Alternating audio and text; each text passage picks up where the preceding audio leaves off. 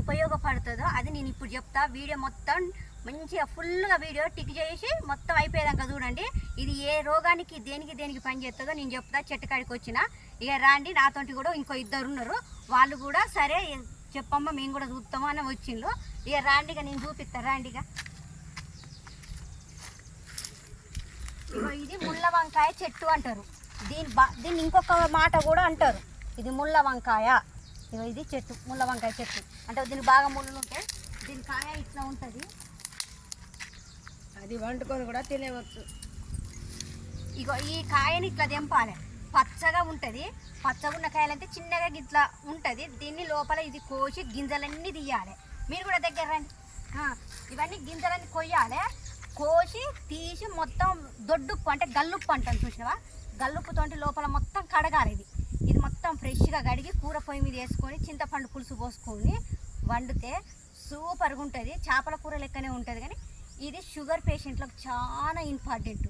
అంటే sugar BP అంటారు చూసినావా, అది తిన్నోళ్ళకు షుగర్ బీపీ ఉండేది. ఇది డాక్టర్ని కూడా అడగండి, అట్లనే చెప్తారు. చాలామంది ఇది చాలా వాడతారు. ఇగో చెట్టు ఇక్కడ బాగున్నాయి కాయలు, ఇగో దీని నిండా కాయలే. కాకపోతే ముళ్ళులు ఉంటాయి కాబట్టి కొంచెం గుచ్చుకో, ముళ్ళులు తెగుతాయి. ఇగో దీని పువ్వు వంగ పువ్వు కలరు, ఇగో ఇట్లుంటుంది వంగ పువ్వు కలరు. ఇగో ఇట్లనే ఇగో పూత పిందెలు కాయలు. ఇది ఈ సీజన్లోనే ఎండాకాలమే బాగా కాస్తుంది. ఇది ఎండాకాలమే బాగా కాయ కాస్తుంది. మనకు పిప్పల్ల పన్ను అవుతుంది చూసినావా, పన్ను పీకించుకుంటూ మాకు పిప్పళ్ళు అయినాయి అని అంటారు చూడు చాలా మంది.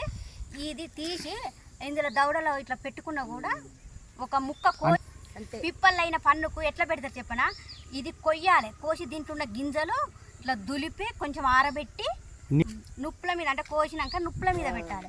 నుప్పుల మీద పెట్టి అవి తీసుకొని ఈ పండ్లకు పెట్టుకుంటే ఈ పండ్లలో ఉన్న పురుగులు మొత్తం పడిపోతాయి.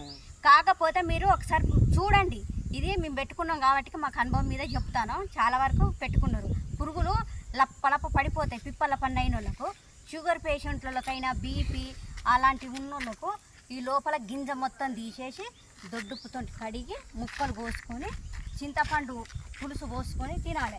చిన్నమ్మాయి కదా, మరి ఇంకెట్లా చేయాలి చెప్పు, మరి నాకు తెలిసిందైతే చెప్పాలి. నువ్వు చెప్పినంతే ఇంతే కదా. దీన్ని పులుసు పెట్టుకొని నేను కూడా 2-3 మాటలు ఉత్తగానే తిన్నా. మేము కూడా తిన్నామమ్మా. మీరు కూడా తిన్నారా? తిన్నాం. మంచిగా ఉండదా చేపల పులుసు కూడా? మంచిగా అట్లనే ఉంటుంది.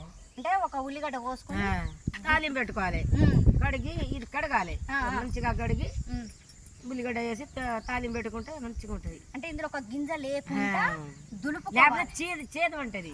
చేదు ఉంటుంది. తిన్నారా?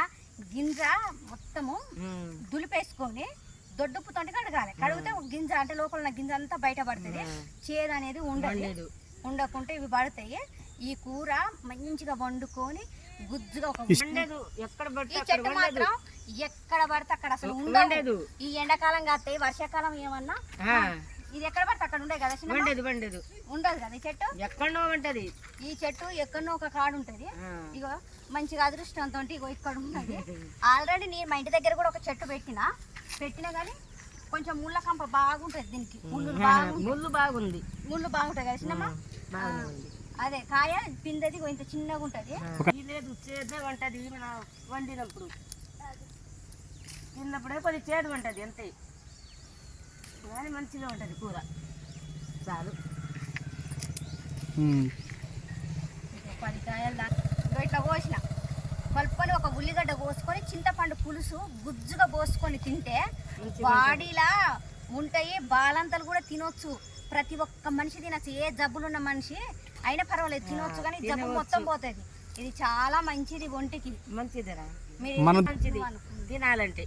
ఇవి పిచ్చికాయ లాగా ఉంటాయి అనుకుంటారు, కానీ ఇది పిచ్చికాయ లాగా కాదు. ఇది చాలా మంచిది. తెలిసిన వాళ్ళైతే ఇవి తొందరగా తింటారు. దొరుకుతాయమ్మా ఇది. ఇవి కూడా తిన్నా, మా అమ్మ కూడా తిన్నది. ఇది చెరుకు చెర్లల్లో ఉంటాయి చెట్టు ఎక్కువ. ఇప్పుడు ఎక్కువ ఇక్కడ లేదు, ఎక్కడో ఉంటది అంతేనా? చెరువులలో ఉంటాయి చెట్లు ఎక్కువ.